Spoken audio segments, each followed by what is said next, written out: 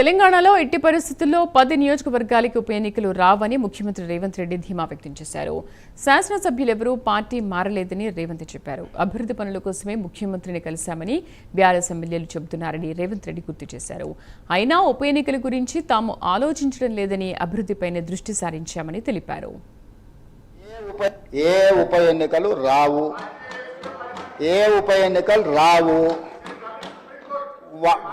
వారు వారి ఉప ఎన్నికలు వారు కోరుకున్నా రావు.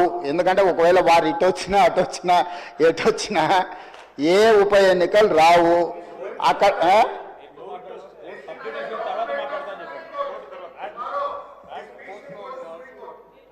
అదేవిధంగా హరీష్ రావు గారు బాగా గుర్తు చేశారు. విషయం సుప్రీంకోర్టులో ఉంది. ఆ సుప్రీంకోర్టులో సబ్జుడిస్ అయిన విషయంలో లోపల నేను మాట్లాడితే కొంత ప్రొటెక్షన్ ఉంది, కానీ బయట మాట్లాడే వాళ్ళకి ఎవరికి ప్రొటెక్షన్ ఉండదు. Actual this house is immune for certain laws. ఈ సభలో మనం కొన్ని విషయాలు ప్రస్తావించవచ్చు. సభకు రక్షణ ఉంది తమ నాయకత్వంలో. కానీ సభ బయట ఉప ఎన్నికలు వస్తాయి, అయిపోయింది, వచ్చే వారమే ఎన్నికలు, మల్లవారమే ఎన్నికలు, ఇదంతా ఉత్తదే అధ్యక్ష. అదేంది జరిగేది లేదు, పోయేది లేదు, ఎవరు ఆందోళన చెందాల్సిన పని లేదు.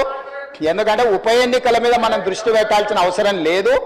అభివృద్ధి మీద నేను ఎందుకు ఇవన్నీ విషయాలు చెప్తున్నా అధ్యక్ష తమరి ద్వారా అంటే, మా దృష్టి ఎన్నికలు ఉప ఎన్నికల మీద లేదు. మా దృష్టి రాష్ట్ర అభివృద్ధి మీద, రాష్ట్ర సంక్షేమం మీద.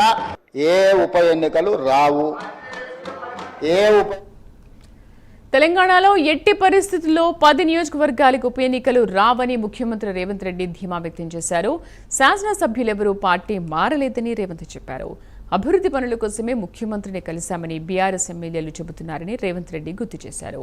అయినా ఉప ఎన్నికల గురించి తాము ఆలోచించడం లేదని అభివృద్ధిపైనే దృష్టి సారించామని తెలిపారు.